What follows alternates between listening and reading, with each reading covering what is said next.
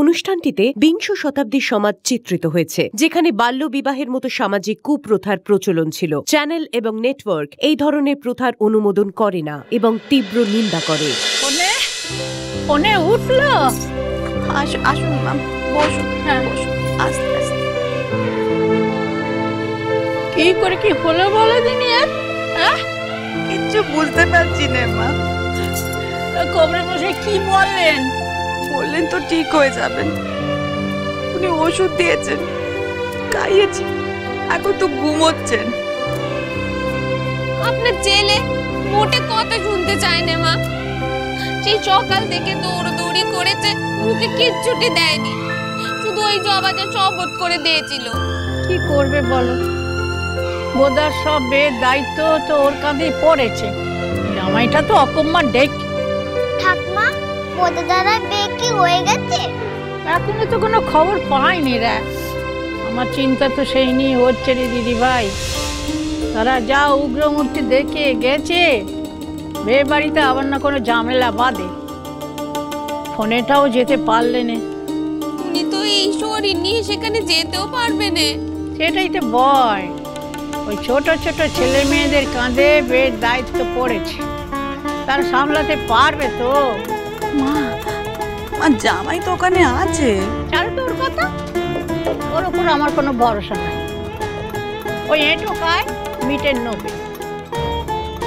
যদি একটু মিটে নাগে, ওই নাবের গন্ধ যেখানে পাবে সেখানে নিচু কাজ করতো, পিছপার পায় না। যদি ঝামেলা বাঁধে তো তারই জন্য বাঁধবে। মানে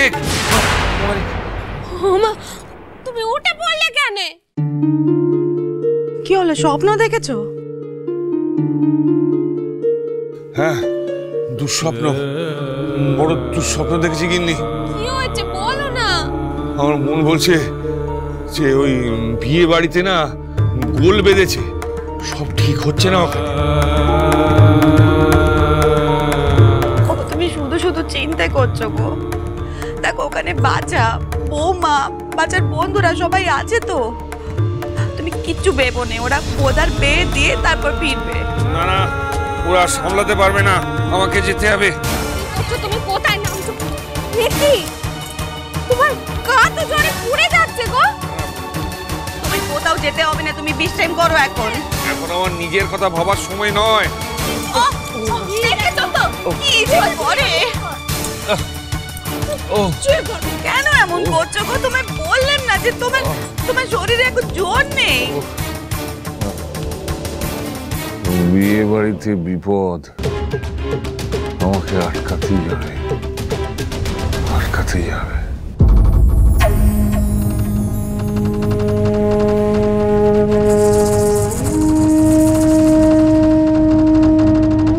দাড়ি পাল্লা দিয়ে সোনা ওজন হবে?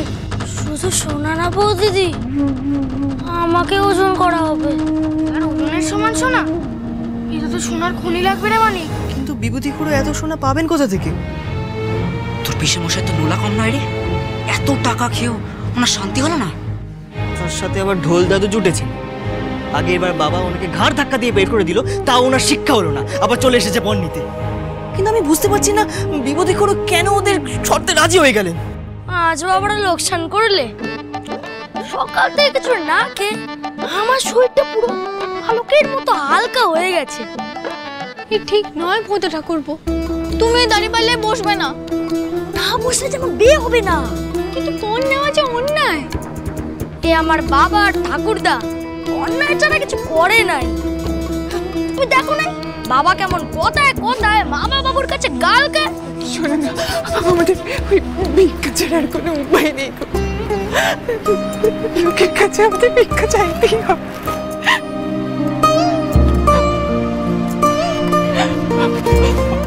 ও দিদি, দিদি বলি, শোনো না, পারুল তো তোমাদের নিজেদের মেয়ের মতো, বলো আমাদের কিছু সাহায্য করো না। আমাকে সাহায্য করুন, নইলে আমার মেয়েটা লগ্নবর্ষা হবে। একটা কন্যাদায় করতে পিতা আপনাদের কাছে ভিক্ষে চাইছি। তোমরা তো সব সময় আমার বিপদে পাশে থেকেছো, এই বিপদ থেকেও আমাকে উদ্ধার করো। বোদা দাড়ি পাল্লায় বস। বোদা ডাকা যাবে না।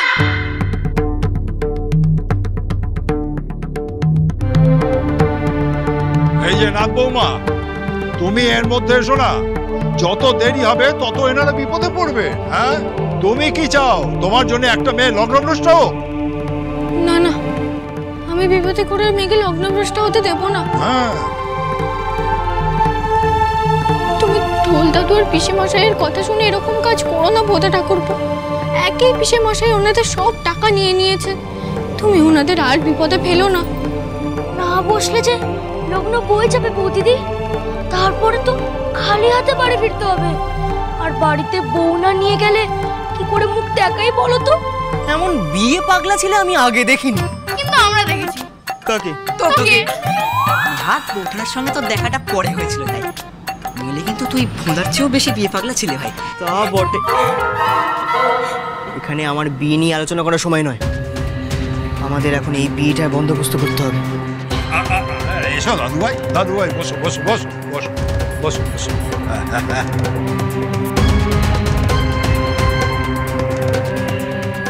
ওই মেয়ের বিয়ে দেওয়ার ইচ্ছা নেই নাকি? আমার নাতি তো দাঁড়ি পাল্লায় বসে গেছে।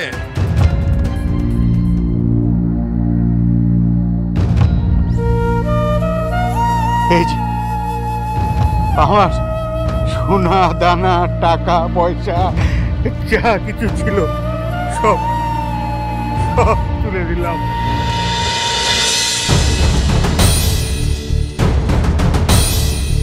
কাঁটা তো একটুখানি নড়ল নি।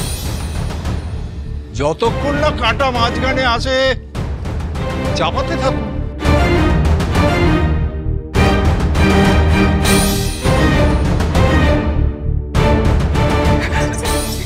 ও দিদি, তোমাদের কাছে যা গয়না কাটি আছে দাও না, তাহলে আমাদের মেয়ের জীবনটা যে বাঁচাতে পারবো না গো। বিভূতিদা সব সময় আমাদের বিপদে আপদে পাশে থাকে, চলো আমাদেরও দাঁড়ানো উচিত।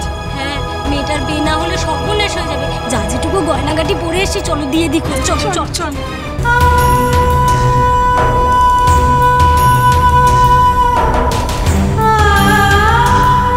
বাবা থাকলে এই কাজ কোনোদিনও হতে দিতেন না।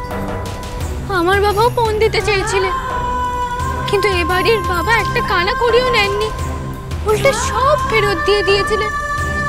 ওনাদের পণ দেওয়ার সামর্থ্য নেই, তাও পিসে মশাই ওনাদের পণ দেওয়ার জন্য জোরাজোরি করছেন।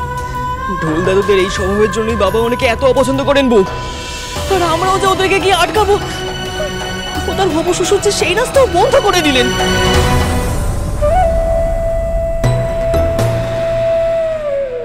বাবা, কাঁটা নড়েছে ঠিকই, কিন্তু সমান সমান হয়নি।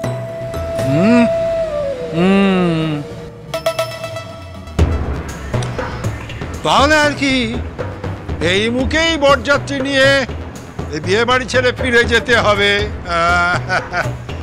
এ বিয়ে আর হবে না। আপনাদের এমন অনিষ্ট করবেন না।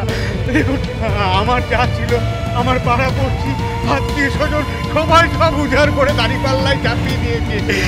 এর বেশি পণ দেওয়ার ক্ষমতা আমার নেই। দয়া করে এবার ছেলেকে বিয়েতে বসতে দিন। অসম্ভব। রাত্রের সমান সোনা না পেলে বিয়ে হবে না।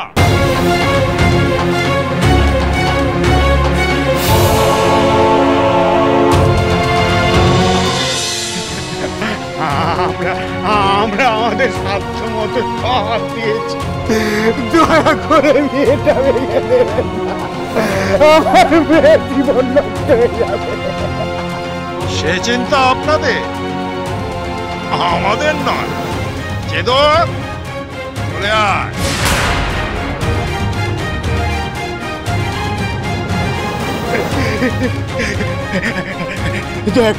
দয়া করে আমি কথা দিচ্ছি বিয়েটা হতে দিন। আপাতত বিয়েটা হতে দিন, পরে বাকি পণ সব আমি শোধ করে দেব। অসম্ভব। এটা কি ছেলে খেলা নাকি? চল ভোদা, এ বিয়ে হবে না।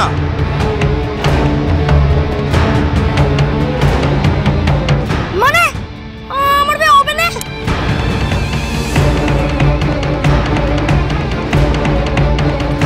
বৌদিদি কিছু করো। আরে আমার না এই বিয়ে। পৃথ্বীরাজ, পিসে মশাই আর ডোল দাদু কারোর কথা শুনছেন না, এবার কি করব? সর্বনাশ, তবে কি বিয়ে বাতিল? লগ্ন শেষ হতে আর ঘন্টাখানেক বাকি, এর মধ্যে ছেলে পাওয়া না গেলে মেয়ে তো লগ্ন বসতে হবে। হরা ফটকে, তোরা একবার বিশ্বমশাইকে আটকা না। চল ভোদা। বাবা যেও না, বাবা বাবা যেও না, বাবা যেও না বাবা। চলো বউ, আমরাও গিয়ে বিশ্বমশাইকে একবার শেষ চেষ্টা করি বোঝানোর জন্য। চলো। দাঁড়াও, ছোট ভাই চলে গেলে মুখার্জি বাড়ির বড় ছেলের সাথে মেয়ের বিয়ে দেব।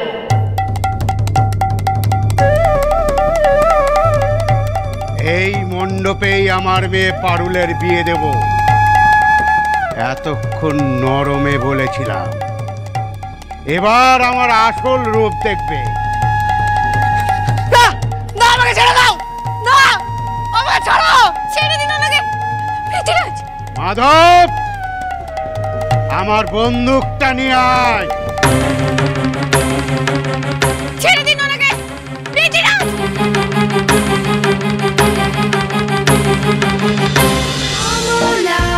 শ্রীমান পৃথ্বীরাজ, চলো চলো চলো চলো চলো পাল্টাই।